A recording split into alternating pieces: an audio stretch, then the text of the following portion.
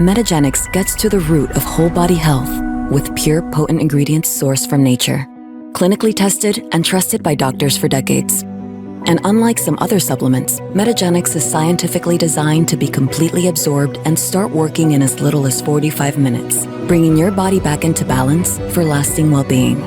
Nourish your systems, don't just manage your symptoms, and unleash your inner power to heal. Metagenics, the science that creates balance.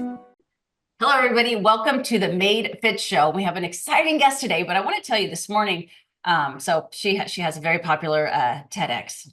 I'm always telling you guys, I think for motivation, every morning when you're taking a shower, brushing your teeth, or eating your breakfast to listen to a TED Talk, they're fabulous. Maybe one day I get the opportunity to do one. They're the most motivational, educational 10 to 15 minutes that you can ever get. Anyway, our guest has a very successful one. And I played it this morning again. I have used it in the past. I'm going to explain that to her when I introduce her. But I played it again this morning while having coffee with my husband. And we both listened to it. And then I wrote up my introduction. And he says, that's too long. So I'm sorry if my introduction is long, but I think she deserves a great introduction. So I'm going to give you my little introduction, and maybe you can tell me in the show notes, yeah, Melissa, your introductions are too long, but I think they're well deserving. So Tricia, get comfortable. So welcome. Thank you, everybody, for listening in. Today, we have a truly inspiring guest with us, Tricia Nelson. Tricia is an internationally acclaimed author, a transformational TEDx speaker, and an emotional eating expert who has dedicated her life to helping people heal their relationship with food. Her journey began in Concord, Massachusetts, where she faced her own struggles with overeating and emotional pain from her early age. After years of searching for solutions through various programs and therapies, Tricia found the keys to lasting change through self-care and self-love. With over 30 years of maintaining her weight loss, which is freaking fabulous, and a wealth of knowledge on the addictive personality, she now empowers thousands to find freedom from food and emotional struggles. We're excited to dive into her experience and insights today. So welcome, Tricia. How was Thank you. That was awesome. I think I need a copy of that. That was fantastic. I haven't walked for too long. No, it's wonderful. I appreciate that. So it's wonderful to be here. I'm so excited to have you, like I told you when we first started talking. So when I got your sheet and I was looking at it, I'm like, ooh, TED, I've always been a huge TEDx fan. And I didn't realize until I clicked on it that, oh my gosh, I have used yours for a very long time, because a long time ago, I was doing like these accountability groups, and loving TEDx talks, I would take some of them and I would post them in my group and say, you have to listen to this one, or you have to listen to this one. This one's about, emotional eating. This one's about sugar addiction. This one's about, the company you keep, all of that stuff.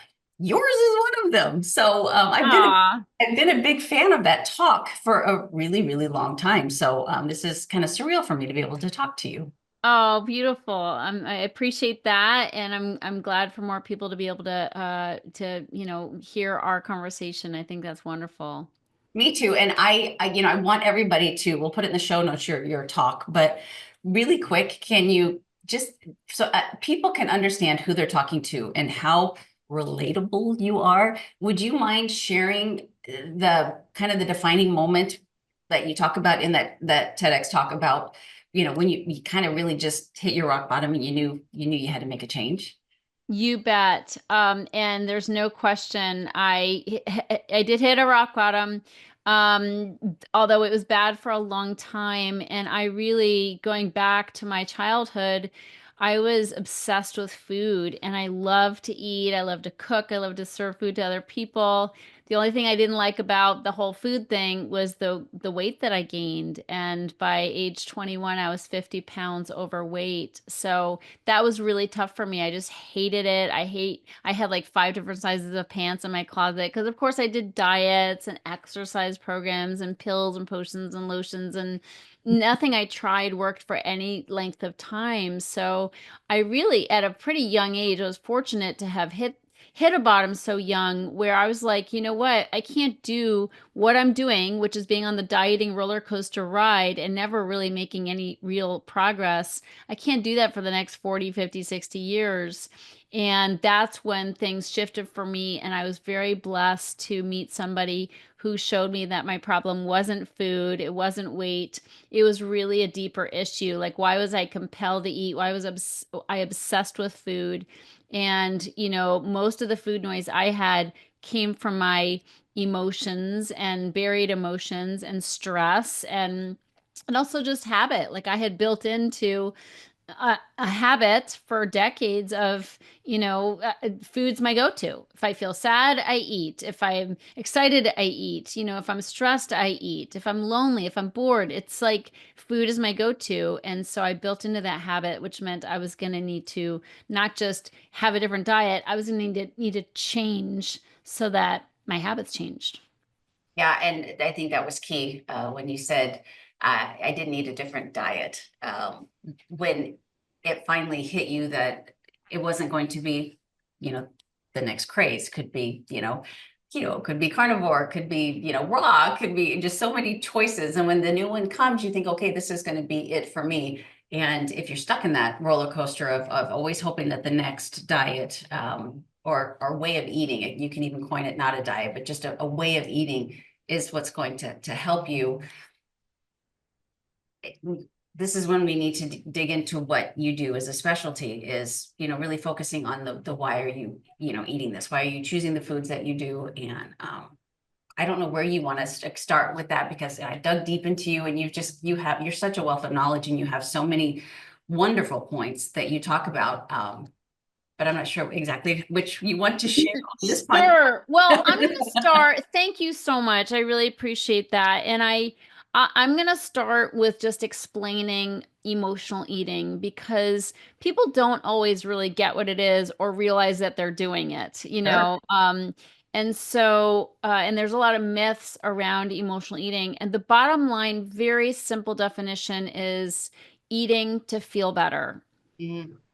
Like we just eat because something's missing or we're not quite comfortable or we're disturbed or whatever the emotion is, we eat to lift our mood. And who doesn't do that? I do. Right?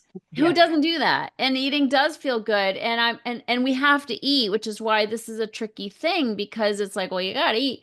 True, but we don't have to eat the foods we choose, or the foods we get obsessed with, and we don't have to eat in the amounts that we typically end up eating. So that's really where it turns into a problem. I think we're all, hardwired to have an emotional connection with food.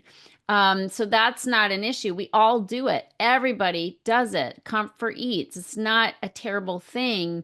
It's just that when we end up having, and I really say there's two main things that qualify, how far you take it or how much of a problem it is. And I actually have a quiz on my website where somebody can determine where they are on the emotional, I call it the emotional eating spectrum, because on the low end is just we do it now and then. The high end is we're food addicted, and I've been food addicted, so I know it's a thing. Like I've been food addicted. So if you take the quiz, that's going to tell you, your personalized score on that spectrum. But it's really where you end up on the spectrum is qualified by two things. One is the consequences that you have, and the longer you do emotionally eat, the longer you binge eat, the longer you eat foods that don't serve your body, the more consequences you're going to have. Like our bodies are going to talk back to us. So the number of consequences you're amassing from that kind of eating or the dieting yo-yo syndrome. And the other thing is really the amount of control that you have. Like, do you have control to pull back, course correct?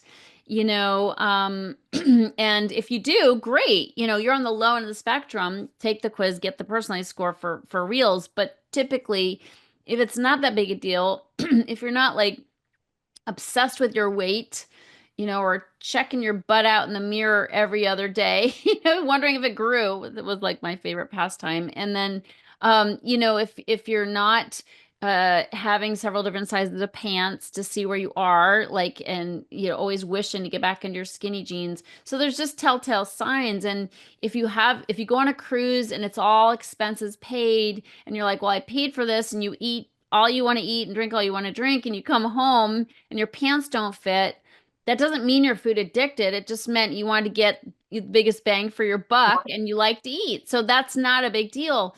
And if you come home and you're like, oh, I don't like how tight my jeans are, I'm going to jog extra this week or go to the gym extra, and then, or for a couple weeks, and I'm going to cut out sugar and carbs. And then that 5 pounds that made your jeans tight are off again.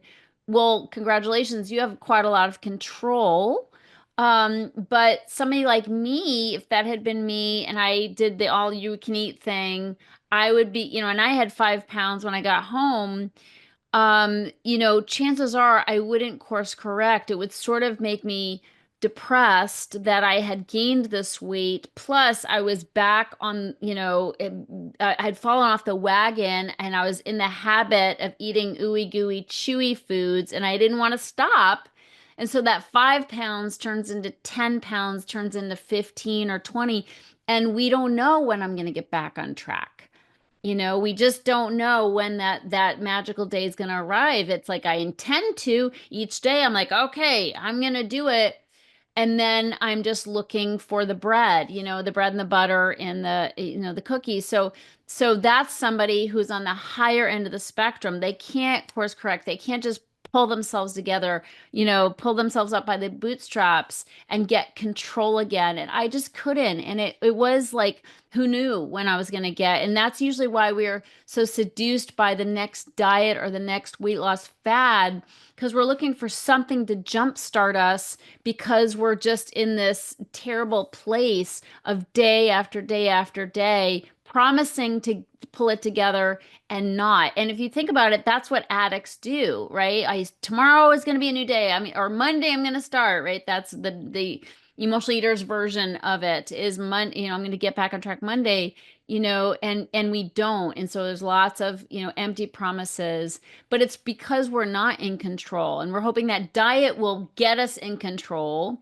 And it Mhm. will. I mean, we all have new diet syndrome, like, woohoo, I'm doing it, but then it pales. Like it's like that new diet syndrome will only give you that oomph for me it was 2 weeks at the most. And then I Right. was crawling the walls. I'm like, I can't go without, my favorite foods. I can't go without the chocolate and then or cereal or whatever it was. And then I'd be back doing it again. So that's really the problem is, if you don't have control to course correct, if you are on this roller coaster ride, if you do make empty promises, and also if it really affects your mood, like I would get pretty bummed out when I would gain weight and it would make me hibernate and isolate.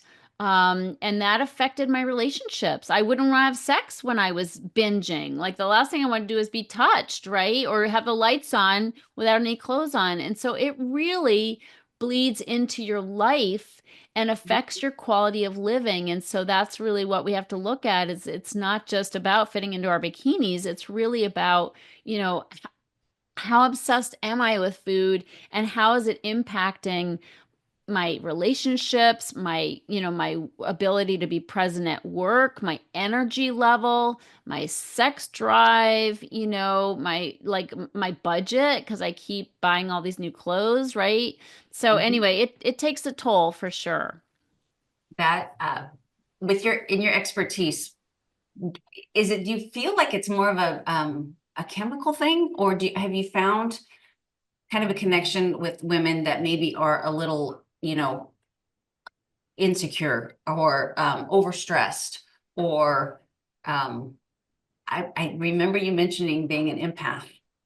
That Yeah. that was huge for me. So can you kind of share? Because I feel like right now, the women that are listening to this going, she just described me to a T. I'm broken. Yeah. Why can't I figure this out when my friends or my coworkers or women I see at the department store seem to have figured, why can't I figure this out for me? What is wrong with me? Is there something in particular or generally speaking that you're like, this is usually the reason why women become so emotionally attached to food?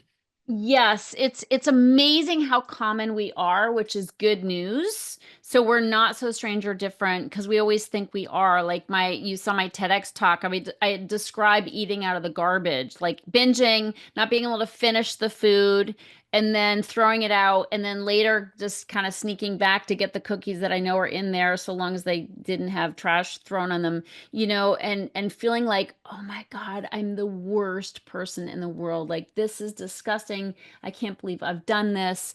And yet we're so common. Like, there's so many, and people listening may not have done that. That's somebody on the higher end of the spectrum. Take the quiz. But the fact is, many people have, and many people commented on my TEDx talk, and they're like, oh my God, I thought I was the only one, So we're so much more common than we realize. And your question is awesome, Melissa, because, there's definitely, to me, there's a chemical aspect to this. It really in that we're very drawn to sugar and carbs, and sugar and carbs metabolize as sugar in our bodies, and I'm talking about fast metabolizing carbs like chips and donuts and bread and whatever, that kind of thing, cookies, chips, whatever, everything is processed carbs, more than sweet potatoes. It's harder to binge on sweet potatoes than it is on Lay's potato chips. But anyway, so people who are drawn to sugar and carbs, for one thing, we're drawn to it because they work. They anesthetize our feeling, like they numb us out. So there's a chemical aspect in that you do get a serotonin hit when you eat carbs, and sugar and carbs. I bulk those together. So there's that. We get a chemical reaction in our brains. It feeds the reward center in our brain. And then there's also the issue of sugar being highly addictive, and carbs metabolize as sugar in our body. So they're highly addictive. So if you eat sugar, chances are that's going to grab you. If you're sugar addicted, you're going to want more sugar. And I have to be really careful about sugar, because when I eat sugar's all I want to eat. Like, my taste buds just get really excited about that to the point where everything else is no fun, And so there's that chemical aspect.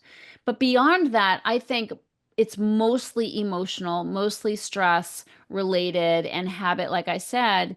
And what I mean by that is that we eat for like, we all know what unhealthy foods do to us, but what I like to underscore is what they do for us. So I'm going to give you the PEP formula.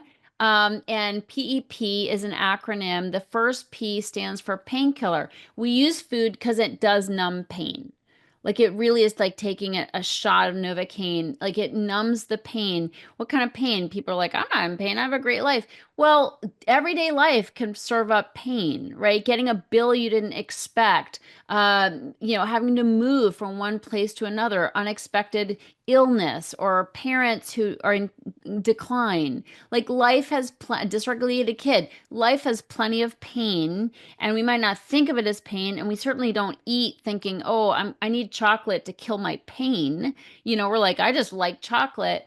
But I really invite people to take that little journey with me deeper and just see, is there something that's uncomfortable in my life right now? Is there stress that's just feeling hard for me? That's the kind of pain I'm talking about. The E in PEP stands for escape. And for emotional eaters, one thing we have many things in common, and one of them is having a racing mind. So our minds are on overdrive all the time. What did she mean by that? Why wasn't I invited? Why wasn't I getting that? Didn't I get that raise? Or why didn't he come home when I asked him to? And all these different things. Am I a good mother? I know I suck as a mother, and Sally does it so much better. It's like on and on and on, compare and despair, right? And so we just we want to break from our own minds, because we're not overthinking about all the wonderful possibilities. We're awfulizing. It's what I call it, where we're thinking about the worst case scenarios, and we scare ourselves half to death, thinking about what could go wrong. We're always dwelling on what could go wrong, because then if we know everything that could go wrong, then we can be prepared. Like, that's really gonna, be a solution for strong mental health. So basically we eat to just escape our own brains, to shut our brains off. And then the last P in PEP, it stands for punishment. which that one seems a little counterintuitive because we think of food as a reward. Like, oh, we're always trying to reward ourselves. I've had a long week. I deserve this meal. Or, I worked so hard on this project. I'm going to reward myself with my favorite ice cream, whatever, favorite TV show. They go together. But anyway, that need to reward ourselves is fine on the outside, but on the outset, but if you think about what happens after the aftermath of eating that ice cream is that, you have to have salty with your sweet. So then you're looking for some crackers or chips, and then it leads to something else, and then before you know it, you're stuffed and you feel terrible. It's like, that's not a reward. That's more of a punishment. Like, why would we do that to ourselves? And we do. I mean, to the point where we don't even want to hang out with girlfriends. We deny ourselves other people's company or sex or whatever because we feel so bad. And that is punishment we're inflicting on ourselves. And I think we do that because we're not only overeaters, but we're also overfeelers. And we feel bad about everything. And there is kind of a subconscious strain inside of us, like a strain of feeling like we're not worthy. Right. We're not worthy, we're not good or good enough, Mhm. and so we punish ourselves with overeating. Again, it starts out as a reward, it ends as a punishment. So this PEP, painkiller, escape, and punishment, is a way for people to just it's a way for people to just start tuning in to the connection between what they're eating and how they're feeling. And if people would just start kind of saying, let me take the pep test when I'm headed to the refrigerator, when I know it's not mealtime and I know I'm not really hungry. Mm. Is there something I'm, feeling uncomfortable or bad about? Is my brain just totally on this constant loop of I'm a bad mother? Or for some reason, am I just feeling really bad about something I've done and I need to make it right? If we just take that little pep test, we're starting to go deeper. We're starting to take that little trip into it's not just I like food. Right, right. I love this. It's a beautiful path, a little journey you're taking us on. It's first, what is it? To, what where am I on the spectrum? Three, why am I doing this? And then to kind of go into the next step. So people are sitting here going, Tricia, you get me. You get Yeah. me. I'm wrapping my brain around this. Um, so someone starts to recognize that they're heading toward the refrigerator, at 8 o'clock at night when they just had dinner at 7, and they know they're truly not hungry, but it could be boredom or it could be loneliness, anything like that. Um, is it, I think, I'm pretty sure you mentioned meditation and journaling are good steps. Yeah, well, let me take what I just talked about another step. Okay. Relative to your question about is it in our bloodstream, is it hereditary, is it chemical versus the emotional? And I want to say that we are so common, and what I did over the years is I started to understand that there's really a personality profile that makes up the emotional eater's personality, and the traits are incredibly similar amongst us. And so and this is people who are higher on the emotional eating spectrum. It's like we're incredibly common, and again, that's a good thing, because if we have common traits, we can have a common solution. And so these traits are things that don't have anything to do with food, but everything to do with why we eat, kind of like the PEP formula. And so I outlined in my book 24 personality traits that make up the emotional eater's personality. I call it the anatomy of the emotional eater. And the top trait of this personality profile is people pleasing. So I'm just going to call that out. Obviously, we're not going to talk 24 of them, but I'll tell you the top few. One of them is definitely people pleasing, and it's hard to know an emotional eater without knowing that they're people pleasers. Like, it's all over us. We're like, I'll do it, give me the extra project, or I'll shine on leading this committee, or we're go-getters, we're do-gooders, and we are producing, circles around other people, but in part because that's where we get our validation. And this goes way back for us. Typically we didn't get, some people might have had stellar childhoods, but for many emotional eaters, we had some stuff as children. We had some stuff, and that's when we started turning to food. And that stuff also caused us to not feel 100% about ourselves. And this is probably true for all humans. It's not, we don't have the corner on the market, but the fact is, we didn't necessarily get a strong sense of ourselves. And so early on, especially if we had like, issues in our home, like alcoholism or abuse of some kind, or, neglect or whatever, it's like we're looking outside ourselves for atta-girls. Like we want people to validate us because we're not feeling it inside. And so we learn the habit of people pleasing really early on so that we can feel like we're worthy, so we feel like we matter, we're relevant. And so problem is, what started as a really survival skill ends up being a really, really destructive coping mechanism. And we take this people pleasing into our adult lives, and then we run amok with it because we're exhausted. We're being all things to all people. We can't say no. Everybody depends on us. We feel put upon. Then we're resentful. And we're also a little pissed off because people don't ever, they're never as pleased as we plan on them being when we knock ourselves out doing the extra work, and then we come home and we have the I deserve it binge. Like we're exhausted, we're put upon and we're pissed off, and so it just is that perfect storm that leads to binge eating or comfort eating, at least. But we'll never realize what the source is. Like we're like, oh no, I'm just, I deserve this. Well, we don't realize, no, I led up to this with like not having any self-care in my life, always trying to be there for other people, being burned out and exhausted. This is where this is all coming from.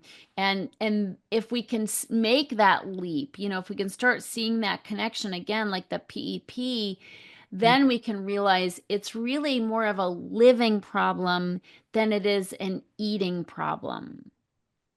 That's powerful. It's the way we're living, because Yeah. the eating is a reason. It's like it's the caboose on the train. It's not the former cars. It's like the eating just is, it's a natural consequence of Mhm. being tired, being resentful, feeling like everybody depends on us and only we can do the job. So we have to look at that, because if we don't, we can switch diets, but if we don't change how we're living, we'll end up in the same place over and over again, which is blowing the diet and just feeling, just hopeless in the food department. Yeah. So you have 24 personality traits. I'm just sitting here right now, looking, going, gosh, we've talked for about 30 minutes and you've already given so much value, and you only talked about one personality trait. So Yeah. that's fantastic. So I have a question for you, mostly because in my many, many years of experience, and I'm never I was a very black and white girl, I should say that, very early on in my career. And I've become very gray since then, because the more people you work with, the more you learn there's just, everybody's so different. We're so common. Yes. We're just Yeah. so different in how we do life. And so I always stress to my clients that, uh, and I would love your expertise on this, the thought of moderation versus, elimination, at least for a while, if you're trying to get over, some sort of food addiction. Because like, I don't think there's a person on the planet that, well, maybe a few that would not argue with you that food is addictive, because even somebody who goes, like myself, who goes on a cruise, or goes on a vacation, or we have company come here a lot, people want to visit us, and I'll drink a little more and I'll eat a lot more poor than I normally do, and those few days afterwards are so difficult to get back on track. Yes. So the longer Yes. you do that, obviously, the longer it's going to be to get back on track. But the whole thought of moderation, when someone is trying to overcome or understand or learn themselves and their emotional eating, how does that play in for you, or does it play at all? It really depends on the person. If somebody is underweight or has an eating disorder like anorexia or bulimia, the black and white thinking, or somebody's just a chronic dieter, the black and white thinking is a trap, Yeah. right? Because it's really like it just feeds into that good girl, bad girl situation. But that said, it's a trap also to try to moderate something that you're addicted to, and that was the problem with me and sugar is that, like I said, when I'd eat sugar, it ends up being all I eat or all I want to eat. And wanting to eat it is hard too. Like whether you're eating it or not, if you're like clenching your fists, like saying, no, I won't, no, I won't, no, I won't, like you're in hell either way, right? Whether you're eating it or trying not to eat it, it's hard. And Mhm. so sometimes moderation is a myth, that you can't moderate it. And once you eat it, again, only certain foods, but people can check in with themselves of what their trigger foods are. The foods you like the most that are hardest to put down, those are probably trigger foods. And if you keep trying to moderate, if you unsuccessfully moderate eating it, like you intend to eat just one handful of chips, the serving size is like 7 chips. Like who in God's name wants 7 chips? Yeah. Right? And so if that's not your style, if you tend to binge, if you tend to go overboard once you start eating certain foods, moderation isn't going to work. And then that builds into our sense of failure. Like, wow, the nutritionists say I should moderation is the way to go. And for the life of me, every time I start, I cannot stop. And it's like a drink for the alcoholic. And so it's sort of like there's no set rule. We have to get honest with ourselves. And to me, like I said, the obsession with eating something, and if I eat something ooey gooey and chewy, it can grab a hold of me where it's all I want to eat it for breakfast, lunch, and dinner. I'll have it in the confines of my 3 meals, but that's all I'm eating. And so nutritionally, that's a problem. Like you can't eat ice cream for breakfast, lunch, and dinner, without really becoming nutritionally depleted. So we have to check in with ourselves. And that's the thing, is that there is a lot of like conventional wisdom out there that doesn't work if you're on the high end of the emotional eating spectrum. And I will just keep, kind of reminding people, take that quiz and find out if you're on the high end of that spectrum, because if you are, moderation won't work. Intuitive eating won't work oftentimes, because like my signals were so messed up, Melissa, that I would intuit that I should eat the chocolate. Like I'm like, yes, like intuitively, I think that's what's next. And so obviously it didn't work for me. Right. Mindful eating, I'd be like, yeah, I'm mindful that after I eat this ice cream, the next thing is brownies. And so I just I was hard to help from that standpoint where conventional wisdom didn't work for me. And I say all this because there are people out there who are in the high end of that emotional eating spectrum who are feeling bad about themselves and feeling like they're the only ones who can't do the moderation thing or the intuitive eating, that the things so many people are talking about, they just can't do it. And those are the people I feel like I'm best helping, are the ones who can't do it, because I couldn't do it either. And that therefore we have to take a different tack on it. I love that. I love hearing that. And I do think that there's nothing wrong with trying that, because the abstainer or the moderator, in my experience, I would say it's almost 50-50. People that have to do either or, and you never know until you try both and see which way works best for you. But at the same time, with social media the way it is, I always get a little bit miffed at a lot of trainers, and nutrition coaches and stuff that will, their phrase, eat the cookie. Life's too short, eat the cookie. And I'm like, oh, but have you worked with people Right. that struggle so bad with just having the cookie? Yeah, I mean, it sounds cute to say that. It looks great on a t-shirt, but the thing is, you have to know the hell of binge eating and the hell of, pulling the curtains and being in bed for days feeling depressed about, your body. Like that is not cute. It's Mhm. not cute to hate yourself over your food choices. And so I really appreciate you bringing that up because I've literally taken it to such great, dark lengths, to where I just didn't want to live. Like I felt so out of control of food that I didn't want to live. And not hopefully not everybody goes there. I mean, I know not everybody goes there. But it is not fun. It's not fun. And honestly, it's what drives me. Like having been food addicted and feeling really hopeless, like nothing's gonna work for me, that's what drives me to be here. I've been doing this work for 35 years and I do it because I know there's other women out there who are in that same place and I don't want them to feel like they don't have a place to turn.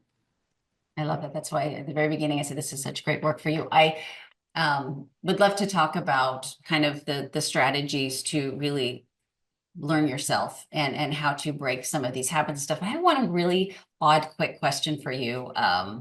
That's totally not off topic. Yeah. I don't know if you've even ever talked about this, but I thought about this morning. With the GLP-1s that are out there now and people taking these, these medications to help get rid of the food noise and stuff like that, which could potentially help somebody that is an emotional eater. Hmm. Because I know you will say what I want you to say. That even while you're on these medications, and that food noise is temporarily gone, you still need to work on these behaviors that you had. The medication alone won't solve that problem. And if you stay on the medication for months or years, or it could be indefinitely, everybody is different, you still have to work up here during that process of being on these medications because they're not a be all. Well, and haven't we been looking for quick fixes forever? I mean, decade after decade, there's always something. I mean, gastric bypass surgery used to be the quick fix. Thank God it's not anymore, Yeah. right? I mean, you can take a medication and then stop taking a medication. You can't stop, the surgery. And so, but the mindset for somebody who's out of control with food is fix me, like give me a quick fix. And so that's why obviously people will turn to GLP-1s. And I'm fairly agnostic only because I've been 50 pounds overweight. And if somebody can more easily lose weight, I'm happy for them. Like I want people to experience living in a thin body, but it definitely comes with a caveat. And that is that it won't fix everything, and if we're emotional eaters because we're eating to feel better, after the high of losing weight is gone, right? It feels freaking awesome. When you've been fat, and you lose weight, you are excited. Okay, like it is awesome. I've done it. It's awesome. You fit into normal clothes, you feel cute, people are noticing. That's the upside. But it will pale and people will get used to you being in a thinner body and they'll stop noticing. And what happened for me, because I lost weight like on a food plan at one point, and that's actually when I started to get depressed. So after the newness was gone and people stopped complimenting me, I was stuck with all the emotions that came up that had been buried with food and fat. And people don't think of that. They're like, just get this weight off of me and I'll be happy. I always thought I'll be happy when I'm thin. And one of the reasons why 98% of all diets fail is because you're not happier when you're thinner. Like you're not happier. You're ecstatic at first. You love the attention. You may also hate the attention if you've been sexually abused, in your past. And all of a sudden there's all these male eyeballs on your body. That can really freak people out and send them back to the food. So people aren't realizing that it's not good enough to just be able to fit into the thinner clothes. You have to be able to handle the emotions that get uncovered when Mm. you're losing that weight, and especially when you're losing it so fast. So that concerns me too, right? Like losing weight so fast. People have no idea what's going to hit them. I got depressed when I lost 40 to 50 pounds. I literally got depressed and I didn't know what was wrong with me. But turns out that's what was happening is I just uncovered all these feelings that I didn't have the tools to deal with. And that's really what I'm about at Heal Your Hunger is helping people have new tools to deal with their emotional selves and to know themselves. When we're covering everything up with food, we don't have like a flippin' clue as to what a feeling is. We don't Yeah. know if we're sad, mad, glad, pissed off, homicidal. Like we don't know anything. And so there's a whole journey of self-discovery that has to happen. So 100% people need to know that there is no quick fix. Plus, when you have lost a bunch of weight, you feel more desperate than ever to keep the weight off. And it can often cause somebody to start using laxatives or become bulimic, right? Or just eat sugar because, well, I have this many calories, I'm not that hungry, so I might as well just eat the things I really want. Uh-huh. Right. And so then you're unhealthier than ever because you're not even trying to eat vegetables. You're like, I'm going to eat the stuff I can get away with eating now.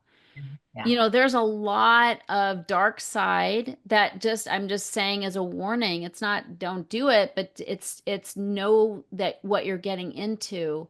And Right. doctors don't know. They're like, "Oh, isn't this wonderful? You've just lost 50 pounds." But they don't know that if you were carrying 50 pounds or you were struggling with those 50 pounds for, 2 decades, that you've got emotional baggage. Like you've got reasons why you're eating so persistently and they don't have a solution for you and therapy won't do it necessarily either, and you don't necessarily have to. Like the beautiful thing about that anatomy of the emotional eater is like I've pegged people like me, like I've got your number, like it's like I've taken the work and the time out of it. Like you will know right away all the different reasons why you eat, Yeah. and then we can get to work with healing those things.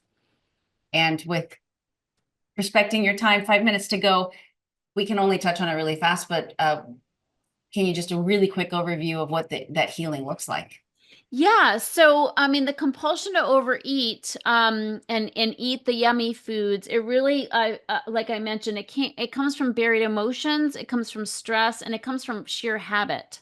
It's just our go-to. We don't think twice about it. Happy, sad, mad, whatever. So we have to have a way to deal with our emotions, which it is first of all having a way of eating which lets us access our emotions. So I recommend eating 3 meals a day with nothing in between. I'm not a nutritionist. I don't recommend, what somebody should eat.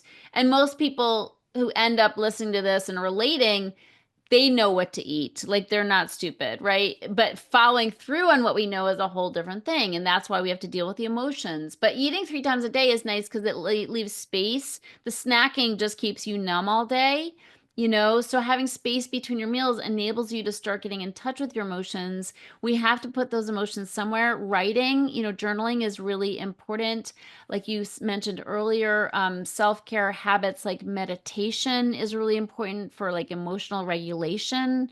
And I teach my clients how to meditate, and we do a lot around trying to get that into our schedule because everybody knows they should meditate and very few people do it. And most Yeah. people are like, I can't meditate, my mind's too busy. Well, just little news flash, that's the point, is that so Can't stretch them too tight. That's the yeah, same. yeah. No, it doesn't, that's the point. We're all, we all have busy minds.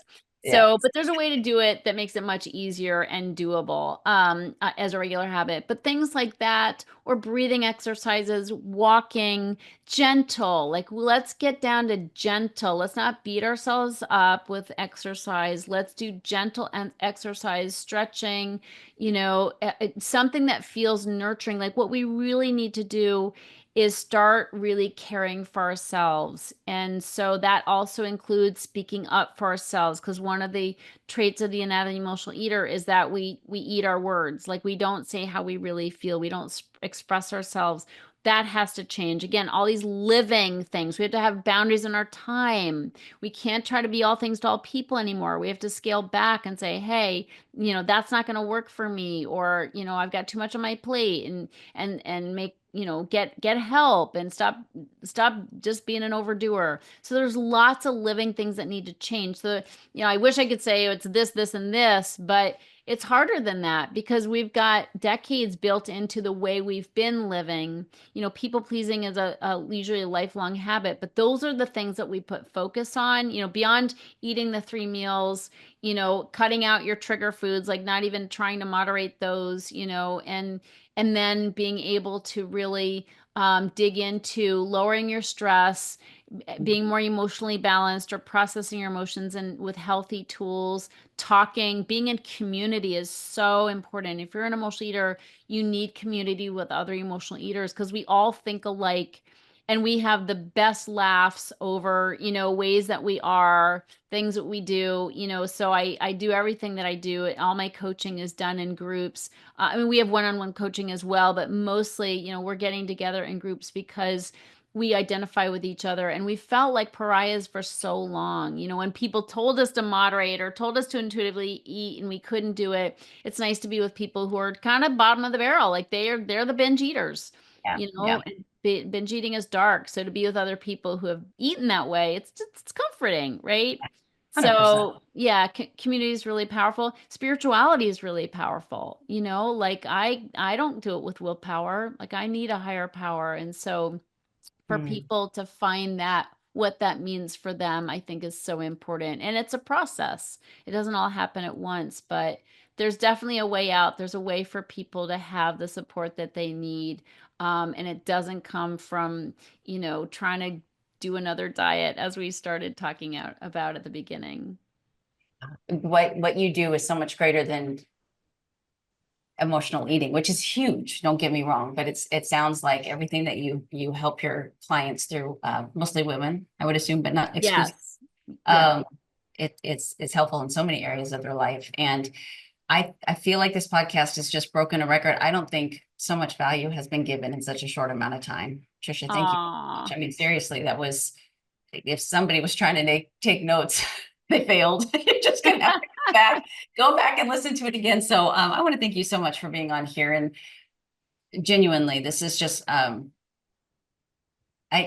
it comes to doing our little bits on this podcast, it's like I don't even know which chunks to take because there was just so many good topics. And can you share with everybody where they can find you and all of your great information that you share? You bet. It's healyourhunger.com, HEAL, healyourhunger.com, is the website. My TEDx is on there. The quiz obviously is on there, right front and center.